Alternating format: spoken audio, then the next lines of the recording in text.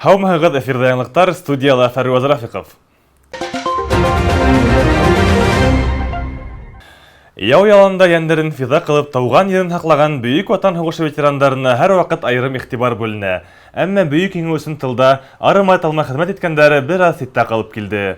Быйыл яҙ республикабыҙҙа һуғыш осоро балалары тураһында закон ҡабул ителде. Ҡалабыҙҙың Тиҫтер клубында һуғыш осоро балаларының тәүге танытмалары тапшырылды. Ағымдағы йылдың 25 мартында ҡабул ителгән һуғыш осоро балалары законына ярашлы 1922 йылдың 22 июненән алып 1945 йылдың 3 сентябрь аралығында тыуғандар ошо категорияға индерелде. Движение «Дети войны» существует более 10 лет. Һуғыш осоро балалары хәрәкәте 10 йылдан ашыу эшләп килүгә ҡарамаҫтан, ул закон менән нығытылманы һәм тыл ветерандары бындай категорияға ия булманы. Һуғыш осоро балалары еңенә күп һынауҙар төшкән.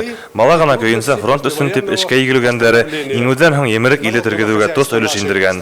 Республикала бындай закон ҡабул ителеүе оло мәртәбә. Һуғыш осоро балалары бындай баһаға күптән лайыҡ. Сибайҙа һуғыш осоро балалары категорияһына 2169 кеше инә. Әле уларҙың беренселәре генә ҡулдарына танытмаларын алды. Был документҡа ярашлы оло йәштәгеләр сиратһыҙ медицина ярҙамы менән ҡуллана, стационар социаль хеҙмәтләндереү ойошмаларына путевкалар юллай ала. Шулай уҡ республика башлығының бер тапҡыр бирелә торған аҡсала та түләүен дә аласаҡтар. Мы рады, потому что за участниками войны, за тыловиками уже уходим и мы. Беҙ бик шат, сөнки Бөйөк Ватан һуғышы ветерандары эҙҙәренә беҙ баҫып киләбеҙ. Бөтәбеҙ ҙә хәҙер оло йәштә. Бөгөн шатлыҡлы көн, сөнки ниһайәт беҙгә иғтибар бүленде. Икенсе яҡтан, ауыр осорҙо иламайынса хәтерләп булмай. Сараға килеп осрашып, күрешеп алдыҡ. Нисек тә булһа йәшәргә тырышабыҙ. Бер ай дауамында һәр һуғыш осоро балаһына танытмалар тапшырылып бөтәсәк. Документтар Тиҫтер клубында бирелә. Әгәр был категорияға эйә булыусы төрлө сәбәптәр менән танытмаһын үҙе килеп ала алмаһа, уның паспорты менән берәй туғаны, яҡыны был эште башҡара ала. Гөлдәр Кадаева, Евгения Давлетова, Байрас Байбулов, Любовь Карпова, яңылыҡтар өсөн.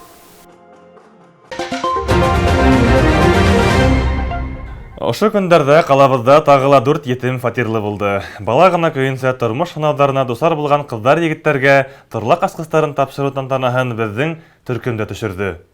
Ата-әсә ҡарауынан мәхрүм булған 4 кеше яҡын арала үҙ торлағына күсеп сығасаҡ. Бәлиғ булып, төрлө уҡыу йорттарында белем алыусы, хатта эшләп йөрөүсе етемдәргә фатир асҡысын Сибай ҡала хакимиәте башлығы урынбаҫары Илшат Ҡадыров тапшырҙы.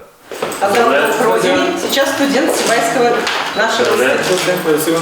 Получает однокомнатную квартиру.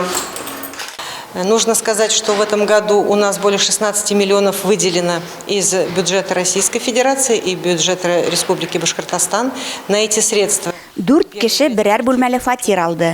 Быйыл етемдәргә торлаҡ һатып алыуға Рәсәй Федерация һәм республикабыҙ бюджетынан 16 миллион һум аҡса бүленде. Ошо аҡсаға дәүләт закупкалары аша әлегә берәр бүлмәле 5 торлаҡ һатып алыуға өлгәштек. Йыл аҙағына ҡәҙәр 16-17 квартира алырға иҫәп тотабыҙ. 2020 йылда 17 етем торлаҡлы булды. Шулай уҡ былтырҙан ҡалған аҡсаға март айында ошо категорияға ҡараған 3 кешегә торлаҡлы булырға ярҙам иттек. Диана үҙ фатирына ышаныслы аҙымдарман инә. Ҡыҙ әлегә күрше Магнитогорск ҡалаһында йәшәй һәм эшләй. Сибайҙан фатир алыуы уның киләсәккә пландарын үҙгәртеп ебәреү лә ихтималы. Ул үҙ мөйөшөн килешле, зауыҡлы итеп яһаландырырға хыяллана. Так приятно получить 22 года свое жилье, свою площадь. 22 йәшемдә үҙаллы тормош башлау өсөн торлаҡлы булыуыма бик ҡыуанам. Шатлыҡлы мәлдәр кисерәм. Теләгәнем алдыма килде. Фатирлы булдым. Ошондай хәстәр өсөн ҡала хакимиәтенә ҙур рәхмәт белдерәм. Спасибо за такую заботу, за такую возможность. Йәштәргә тормош башлап ебәреү өсөн башланғыс урын үҙ торлаҡтары бар. Уларға дәүләт ярҙамының ҡәҙерен белеп, өйләнеп, матур итеп донъя ҡороп, балалар үҫтерергә, намыҫлы хеҙмәт итергә яҙһын. Фәруаз Рафиҡов, Евгения Давлетова, Байрас Байбулов, Любовь Карпова, яңылыҡтар өсөн.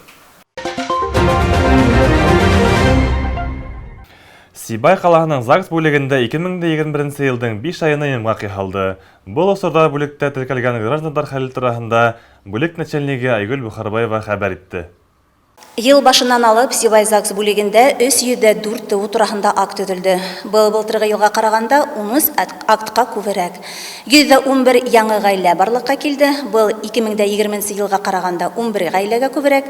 100 никах тарҡау тураһында акт төҙөлдө. Был 15 актҡа күберәк.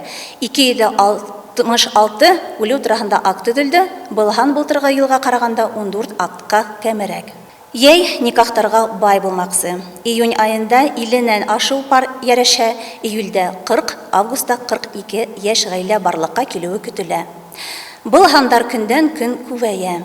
Гаилә корырга теләгән яшьтәр илебезнең нинди генә тарафтарында яшәүенә карамастан, ел алагына кадәр никахтарының датаһын, айын билдәләп, сараны үткәрергә теләгән ерлеккә дәүләт хезмәттәре порталы аша гариза тапшыра ала. Төбәктең мәдәният учреждениеларында һәм җәмәгать урындарында коронавируска бәйле сикләүләр бөтерелһә лә, ЗАГС бүлегендә 2020 елның 16 июнендә гамәлгә ингән сикләү әлеге көндә лә үз көсен югалтмай. Яшьтәр никахтарын рәсми теркәү тантанаһына ундан да артык кеше сакыра алмай. Шулай ук залда метр ярым аралыктагы социаль дистанция хакланырга тиеш. Бындай сикләүләр авыру таралмаган өчен эшләнә. Быел бергә яшәүләренең 50, 60, 70 һәм 75 еллыктарын билдәләүчеләрдән гаризалар кабул итү дәвам итә. Бұл хакта тулы белешмә алу өчен ЗАГС бүлегенең 59357 телефон һандарына шылтыратырга мөмкин. Кызганыска күрә, юбилейларга ихтәлекле бүләктәр әзерләүгә майда гына контракт төзелгән. Бүләктәр кала һәм районнарга килеп җиткәч тә, уларны хуҗаларына тантаналы рәвештә тапшырасакбыз. Итегезгә төшерәбез. Өйләнешергә теләүчеләр гаризаны 1 ай алдан бирә. Шуңа күрә яйдың матур мәлдәрендә июль-августта кавышырга теләүчеләргә гариза бирергә әлегә хуң түгел. Гүлдәр Кадаева, Евгения Давлетова, Байрас Байбулов, Любовь Карпова, яңалыктар өчен.